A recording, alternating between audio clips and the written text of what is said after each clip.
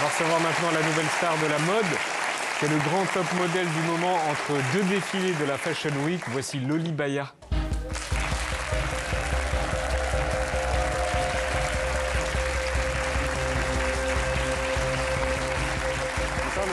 Bienvenue. Bienvenue Loli, comment ça va? Voici nos invités, voici une partie de l'équipe. Vous avez 21 ans et vous êtes le top modèle que toute la Fashion Week s'arrache. Vous faites la couverture des magazines du monde entier et je ne mens pas, Loli. On va voir tout ça, on va voir Harper's Bazaar, on va voir Vogue, on va voir Pop, on va voir le magazine du Monde, Aime le Monde, on va voir Holiday, je crois qu'on l'a vu. On a vu Dust, on a vu le magazine W, on a vu la Repubblica. Vous faites toutes les campagnes les plus prestigieuses. Maintenant, on va voir les images. Chanel, Vuitton, Isabelle Marant, Prada. Et vous défilez sur tous les podiums. Par exemple, hier soir à Paris, vous étiez à Saint-Laurent. Ça, c'est Saint-Laurent.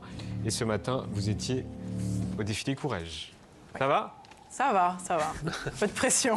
Non, aucune pression. C'est beaucoup moins impressionnant d'être là que d'être sur un défilé, j'imagine. Oh, pour moi, c'est un exercice complètement différent. Donc, oui, c'est vrai. C'est plus... Pour nous aussi, hein, ceci dit, mais en tout cas, c'est plus cool ici. Oui, oui, oui. Bon, d'accord. Quand vous voyez là ce qu'on a vu, vos photos, vous, votre visage, votre corps sur les unes de magazines, vous voyez sur les culs de bus et tout, vous voyez qui? Est-ce que vous voyez qui? Non, je vois surtout le caractère, enfin, le personnage que j'incarne en faisant mon travail. Parce que dans ma vie de tous les jours, je suis quand même assez différente. Je ne m'habille pas comme ça, je ne me maquille pas trop. Donc, c'est quoi le personnage? C'est une jeune femme simple qui mène une vie normale dans mon appartement à Lyon. Alors ça, c'est vous, votre personnage à vous. Ouais. Mais le personnage que vous voyez, c'est qui? Eh bien... Celui que vous avez fabriqué pour votre métier? Oui, exactement. Et puis surtout, chaque campagne, chaque shoot, on se crée un personnage différent. Ah oui, c'est un personnage différent à chaque fois. Et ça qui est super cool avec ce métier, c'est que je peux incarner une petite bourgeoise française un jour et puis un personnage complètement différent le lendemain.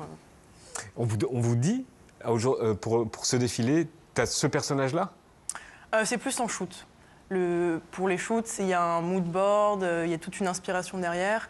Et donc on essaye vraiment de s'adapter au rendu voulu. Voilà. Alors par exemple, si vous défilez pour Chanel, on vous dit quoi? C'est quoi le mood board de Chanel? Alors Chanel, c'est plutôt classe, ouais, chic. On se tient droit. On se tient bien droit, petite parisienne, Okay. Un petit peu sage. Et pour Jacquemus? Pour Jacquemus, c'est plus sexy, c'est plus la femme forte. Aix-en-Provence. Voilà, un peu du sud. Exactement. Un peu plus libre, c'est ça? Ouais, un peu plus libre, et Saint-Laurent? jeune, fraîche. Saint-Laurent, c'est très classe, mais plus fort. C'est moins léger, c'est moins... oui, c'est très fort, c'est femme fatale. Femme Classe, fatale, Saint-Laurent, ouais. c'est femme fatale. Ouais. Et marcher comme ça, qui vous l'a appris? Mon agent. Votre agent, comment elle s'appelle? Mon agent, Osana Ecué, qui est devenue comme une deuxième maman pour moi. Et ouais. Là, vous marchez comme ça pour Saint-Laurent. Ouais. Donc ça veut dire que...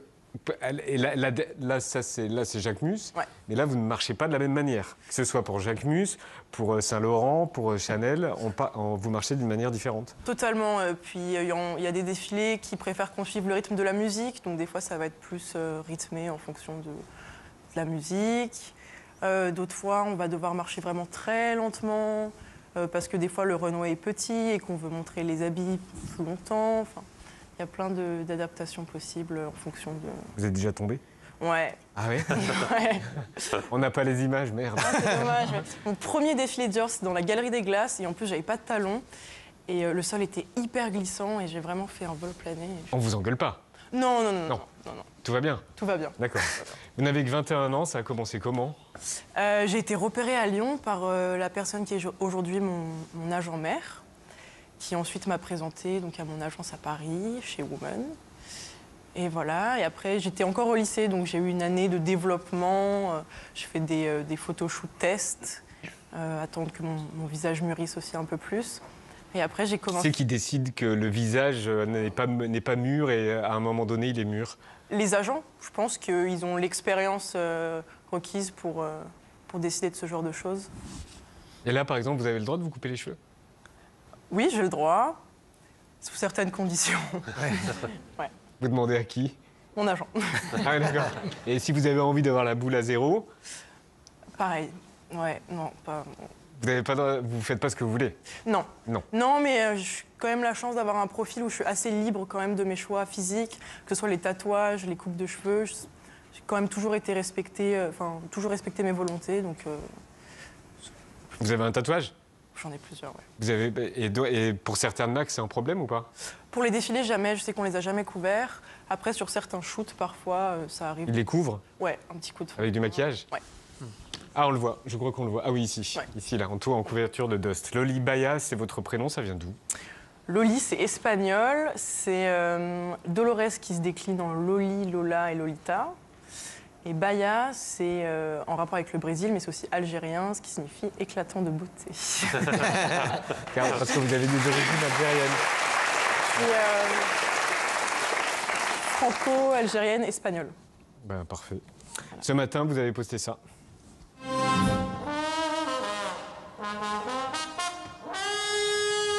Pourquoi? J'ai étudié le trombone au conservatoire pendant un peu moins de 10 ans. Ouais. Vous avez arrêté? J'étais en musique-études, ouais. Ouais, j'ai arrêté. Plus l'envie. Et puis, je préfère écouter que jouer aujourd'hui, mais D'accord. ça reviendra, c'est sûr. Donc le trombone et le volet. Voler, ouais, j'en ai fait beaucoup aussi, pareil. Vous avez arrêté aussi? J'ai arrêté aussi parce que j'ai plus la possibilité de m'engager dans une équipe aujourd'hui avec mon emploi du temps. Donc, je fais du tennis maintenant. Est-ce que vous savez pourquoi vous correspondez à l'ère du temps? Pourquoi vous êtes la femme des années 2020? Je C'est dirais... pas juste les agents qui disent toi, t'es la femme des années 2020, Non. et que toi, t'es 2023. Enfin, je dirais que je suis assez fidèle à moi-même, toujours. Oui, je m'accorde à aucun style particulier, je suis assez libre et je pense que ça représente assez bien la jeunesse d'aujourd'hui. Voilà. Ouais. pour vous, c'est quoi la définition de la beauté d'une femme, d'une belle femme ou d'un homme beau? Et je vais poser la même question à vous deux. Comment la définition de la beauté d'une femme ou d'un homme? C'est surtout, pour moi, surtout intérieur. Hein. La beauté physique, c'est plastique, mais c'est surtout la personnalité, le caractère. Et étonnamment, vous faites un métier qui, justement, c'est la beauté plastique Tout à fait. qui est mise en valeur. C'est vrai. Mais il y a quand même...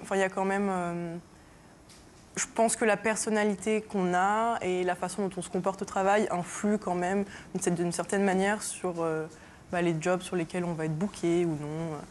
Je pense qu'aujourd'hui, il y a quand même un changement dans le sens où on veut travailler avec des physiques, évidemment, mais aussi des personnes qui sont agréables, j'imagine. Donc, Je vous pose la même question. Moi, La définition, la définition de la beauté d'une femme ou la beauté d'un homme. la beauté, c'est ce que je ressens comme de la beauté. Ce que vous ressentez comme de la beauté. Oui. Homme ou femme? Oui, bien sûr. Elian? Après, on va pas se mentir, la beauté, elle est aussi extérieure et plus. Enfin, personnellement, je préfère la beauté extérieure que la beauté intérieure. Bon, après, voilà, il y a du 50-50 à Question de prendre génération. pour les deux. Est-ce qu'il y a des hommes politiques ou des femmes politiques belles ou beaux que vous trouvez, puisque vous m'avez dit que c'était votre vision à vous, ou que vous avez trouvé dans la Ve République? Il y en avait un ou une? Chirac à 40 ans, c'était un bel homme, en tout cas. Mais là, vous parlez de la plastique. Oui, Oui. D'accord. oui. Là, je parle du physique. D'accord. Alors maintenant, la beauté intérieure d'un homme politique, C'est ça que je voulais savoir. Et le cinéma? Est-ce que vous avez été la comtesse du Barry chez Maïwenn? Est-ce que vous avez aimé? Est-ce que vous aimeriez, là on vous voit, est-ce que vous aimeriez continuer? oui, c'était super. C'était non, c'était vraiment une superbe expérience. J'ai eu un très bon contact avec Maïwenn qui a été très maternelle avec moi parce que j'avais aucune expérience. Donc c'est hyper intéressant aussi de voir l'envers du décor et c'est quand même très différent de mon métier à moi. Et vous avez un petit air de Maïwenn. Apparemment, oui. Et est-ce que je vais continuer? Je suis ouverte à toute proposition. Pour l'instant, Donc ça veut dire oui. c'est pas mon métier pour l'instant. Je n'ai aucune expérience, enfin très peu. Mais j'étudierai tout ce qui se propose.